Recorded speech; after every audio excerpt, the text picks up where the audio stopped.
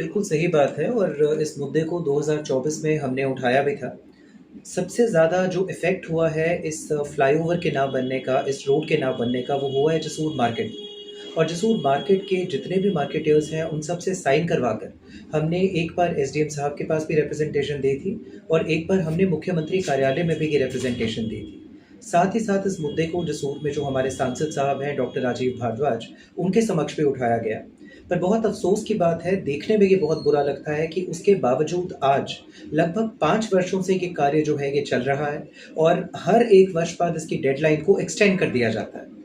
आप अगर देखेंगे तो ये पूरा का पूरा जो कार्य है, जो आपका सिवनी से लेकर यहाँ कंडवाल तक आपका जो एक रोड बना था, इसमें सिर्फ़ कंडवाल से लेकर भेड़खट का सेक्शन है जो नूरपुर कॉन्स्टिट्यूएंसी के अंदर पड़ता है, जिसमें इस तरह की प्रॉब्लम्स का, इस तरह की दिक्कतों का सामना करना पड़ रहा है।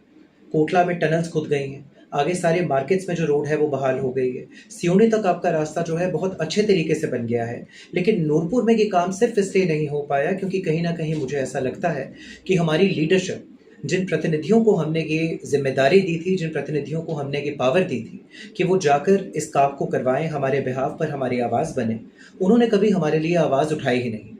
ये आवाज़ एक संस्था के तौर पर हमने उठाई, मुख्यमंत्री कार्यालय तक इसको लेकर गए और उनके इंटरवेंशन के बाद ग्रोवर, जो कि पुराने ठेकेदार यहाँ पर थे, जिन्हें एनएचएआई ने ये कार्य दिया था, ग्रोवर साहब को यहाँ से निकाला गया और किसी दूसरे ठेकेदार को लाया गया। काम ने कहीं न कहीं मुझे लगता है अब थोड़ी बहुत रफ़्तार पकड़ी है और हम आशा करते हैं कि जो डेडलाइन्स इन्होंने दिसंबर 2026 की दी है, उससे पहले-पहले ये इस कार्य को कंप्लीट करेंगे। अदरवाइज़ हम लोग सड़कों पर भी अगर उतरना पड़ा तो इनके अगेंस्ट ज़रूर उतरेंगे। अंकल जी, मैंने एक बात आपसे और कही थी कि कई परिवार जो है उजड़ चुके हैं, उन परिवारों को क्या मुआवजा दिया जा रहा है, कुछ ऐसा है? जी देखिए, जहाँ तक मेरी जानकारी है एनएचएआई की उनकी ओर से जो मुआवज़े हैं कुछ परिवारों को दिए गए हैं।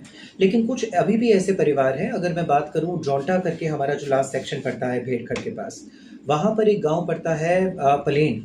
पलेन में कुछ परिवार ऐसे थे जहाँ पर पहाड़ की खुदाई की गई, लेकिन वहाँ पर डंगा नहीं दिया गया, जिसकी वजह से उनके नए बनाए हुए घर जो हैं वो आज टूटने को हैं। उसके लिए मैंने भी एसडीएम साहब को फ़ोन किया था and he was kind enough कि उन्होंने एक पटवारी को भेजकर एक रिपोर्ट तैयार कराई। लेकिन आज दिन तक उन परिवारों को मुआवज़ा नहीं मिला। उन्हें किराए के घरों में बाहर जाकर, बाहर रहकर शिफ्ट होना पड़ रहा है और यही सिचुएशन नागनी में भी कुछ गाँव की है।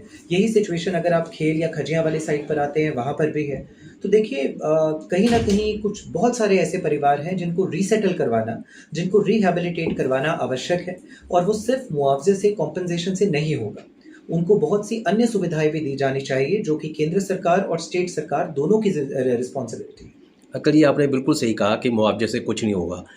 कई परिवार तो ऐसे थे जिनके लोग ख़त्म हो चुके हैं, वो अपने परिवार का पालन-पोषण करते थे, जो अब बिल्कुल असहाय हो चुके हैं। उनके लिए क्या कहना चाहिए? देखिए, मेरा तो यही माँग होगी सरकार से भी, ये प्रदेश और केंद्र दोनों सरकार से मेरी ये माँग रहेगी कि एनएचएआई की, देखिए मैं स्टार्टिंग से एक बात आपको कहता हूँ कि ये जो रोड्स हम बनाते हैं, जो डेवलपमेंटल कार्य हम करते हैं, ये डेवलपमेंट आखिर किसके लिए कर रहे हैं?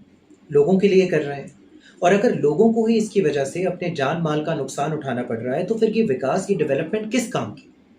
जब तक हम लोग लोगों को वो सहूलियत नहीं देते, उनके मकान नहीं बनते, उनके घर नहीं बनते, उनके व्यापार दोबारा से नहीं चलते, तब तक मुझे नहीं लगता कि ये डेवलपमेंट जो है, ये रोड्स जो है, ये किसी भी तरह की सहूलियत जो है हम में से किसी को दे पाएँगे। और मेरा दिल दुखता है ऐसे परिवारों के लिए, क्योंकि हमने ऑन रिकॉर्ड चेक किया, 42 ऐसे परिवार हैं नूरपुर कॉन्स्टिट्यूएंसी के अंदर, जिन्होंने अपने घरों के चिराग सिर्फ़ इस रोड की वजह से खोए हैं।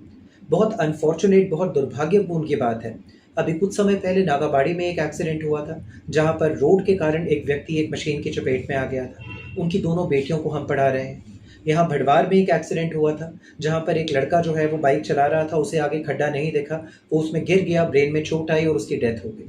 उनके बच्चों का जो एक पढ़ाई का एक भार है वो हम लोग उठा रहे हैं। तो आखिर देखिए, हमारे जैसी सामाजिक संस्थाएँ, हमारे जैसे लोग जो दूसरों की मदद करने में विश्वास रखते हैं, हम लोग ये भार कब तक अपने सर पर उठाते रहेंगे?